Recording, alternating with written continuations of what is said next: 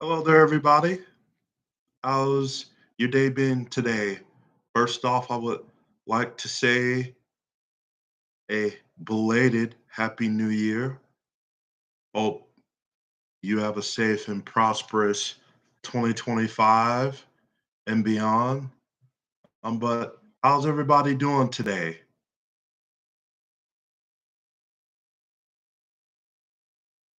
Hope you all are having a prosperous but safe weekend. Just got through raining here in my hometown of Columbus, Georgia. Um, It's kind of soggy out, but the rain is definitely past and it's a little bit cloudy. Sun is actually peaking, so that's a good thing. Wasn't as cold last night. That's also another good thing because it's been below freezing the last several nights. But um, yeah, I'm doing good on my end. Everything is fine. Um, I actually start school in March where I will be majoring to become a sportscaster, a certified sportscaster. So, wish me luck in that regard. Um, Topic of discussion today is the Triple H versus Stone Cold Steve Austin rivalry. Now, if you're a fan like me, I loved the Attitude Era back in the day and everything about it. It ushered in a more edgier style of WWE that we had never seen before, and it made WWE what it is today. And so, I mean, there were a lot of determining factors that made the Attitude Era must watch. Obviously, it became more edgier, but also you saw longer matches, longer feuds, um, just overall better overall build about things. So yeah, but today's topic of discussion is the Triple H um, Austin rivalry, and it was an underrated rivalry by all counts. I mean, these two made their prospective debuts around the same time. I do believe 1995 ish, and now you got to think in 1995 WWE was struggling. They weren't selling out arenas. They weren't doing any of that.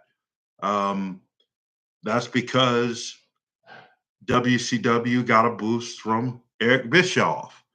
And so from there, the rest was history. But I digress. I don't want to hold you all too long on this Saturday, 106 p.m. Um, let's get into it. Triple H versus Stone Cold rivalry.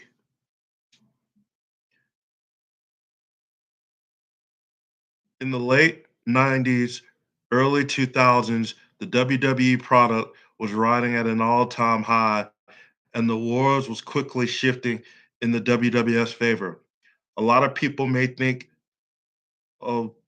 may think Austin and The Rock may be the greatest rivalry of all of the Attitude Era, and that's true. But they did have the greatest rivalry of that era. But I'm going to give you an underrated rivalry from that era that should get some love. I'm talking about the Triple H Austin rivalry. Today on Wrestling Quick Takes, I will be talking about the Austin Triple H rivalry as well as the backstory, matches, feud escalation, aftermath, and also looking forward to taking you guys' questions. Backstory.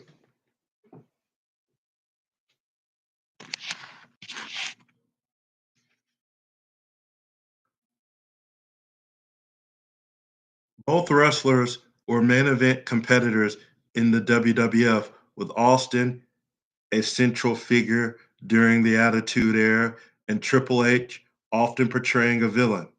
These two debuted in the same year. Triple H debuted on April 30th, 1995. He appeared in tape vignettes in which he talked about how to use proper etiquette up until his wrestling debut on the April 30th, 1995 episode of Wrestling Challenge, defeating Buck Zumhofe. Helmsley made his WWF debut. Made no wait. Helmsley made his WWF pay-per-view debut on August 27th at SummerSlam, defeating Bob Holly. Stone Cold debuted in WWF on December 18th, 1995, which was broadcasted on the January 8th, 1996 episode of Raw. His debut saw him awarded the $1 million championship by his manager, Ted DiBiase. Austin joined WWE in January 1996 as Ted DiBiase's $1 million champion, debuting as the ringmaster. Yep. He defeated Savio Vega in a forgettable WrestleMania contest soon after Stone Cold was born. In June 1996, the Texas Rattlesnake became King of the Ring, defeating Jake Roberts in the tournament final. Now, I want to back up for a little bit and talk about their prospective debuts. Both debuted as heels. Both were young. Both were brashy. Both were charismatic, and both had all the tools to get the job done. So, with Austin, as many of you know, he came over from ECW, but prior to that, he was with WCW for a brief stint. And so this is after, he did the shoot on WCW and talking about, making it to the top, felt he was wrong, felt he was screwed out of multiple opportunities, the whole 9 yards. Um, Austin comes in as the ringmaster, and it was a good persona for what it was. I mean, he was basically a heel, and he was awarded the prestigious $1 million championship by Ted DiBiase. And then this would take him all the way up to WrestleMania, I do believe, where he fought Savio Vega in a forgettable WrestleMania match. And then after that match, Stone Cold Steve Austin was born. He leaves Ted DiBiase and he's on his own. By the way, that WrestleMania was also when you had, I do believe, Sean Brett in the Iron Man match for the title. So yeah, that was that was fun. And then after that, he would go on to win King of the Ring. He would beat Jake the Snake Roberts. Then he did the infamous Austin 316 says, I just whipped your ass promo, and the rest is history. Now, Triple H. Triple H is quite interesting. He too was in WCW for a brief stint. His character was John Paul Levesque, as he would actually form a tag team with William Regal.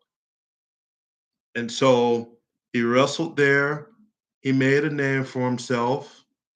I mean, then he realized WCW just wasn't gonna you know,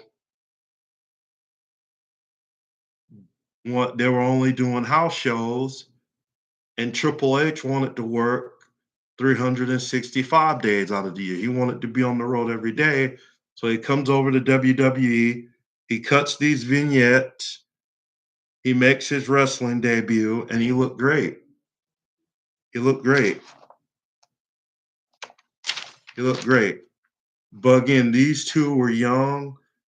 They were brashy, and the rest is history.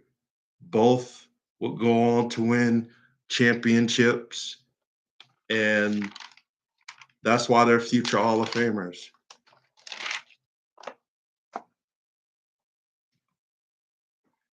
Now, let's talk about some Austin Triple H matches here. We're going to start off by number one, In Your House 2, Buried Alive, 1996. Oh, yeah, I do believe Taker and Mankind were the main event of that show.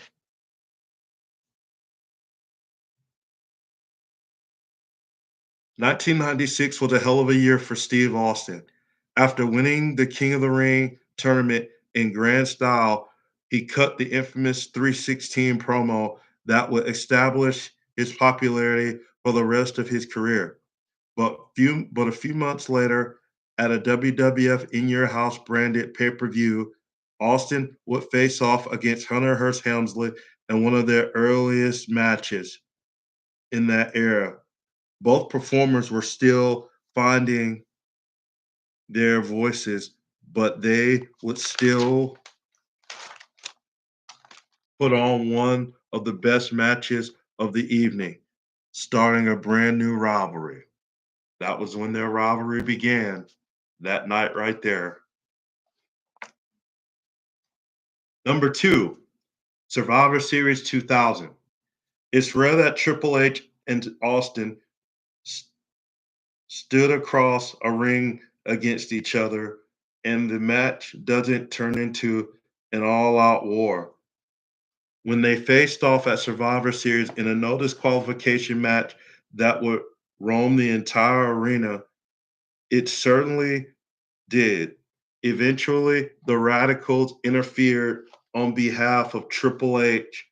The match would end up in a no contest as Austin trapped Triple H in a car and dropped it from a forklift 30 feet up in the air.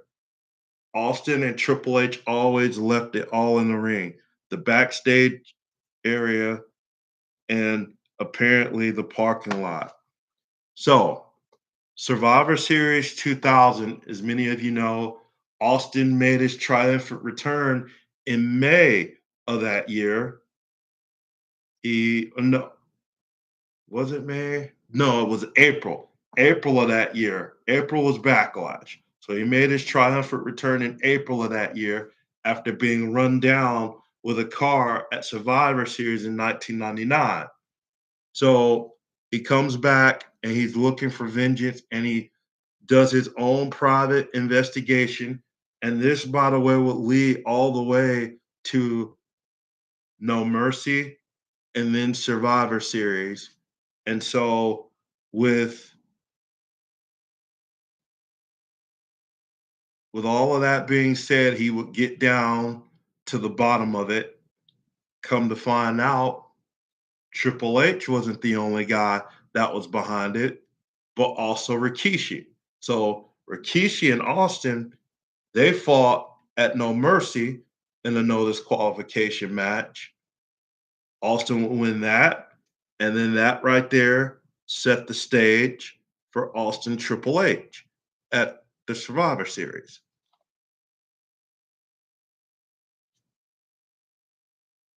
And finally, our third match, No Way Out 2001. Looking to take their rivalry to the next level, Austin and Triple H would face off in a 2 out of 3 falls match. But was that good enough for them? No, of course not. Their match would be a 3 stages of hell match. The first fall was a normal singles match. The second fall was a street fight. The third fall was a cage match. Any one of those matches could have been a barn burner, but these two men destroyed each other through three falls in an almost 40-minute match. Somehow, this wasn't even the main event that evening. So, Austin won the Royal Rumble that year. He's still, to this day, the only three-time Royal Rumble winner.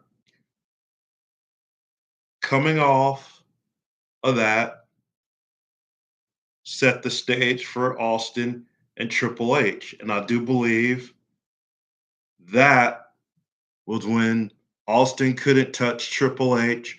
Triple H couldn't touch Austin. No contact policy whatsoever between each other. Remember that. And then from there, they went on to No Mercy to No Way Out and put on a good match. So yeah, and that would be, I do believe, the final time they would meet for a while anyway. Now they would, I guess, meet up again the next year. I don't know. Yeah. Let me know what you think. Where would you rank this rivalry? Let me know in the comment section.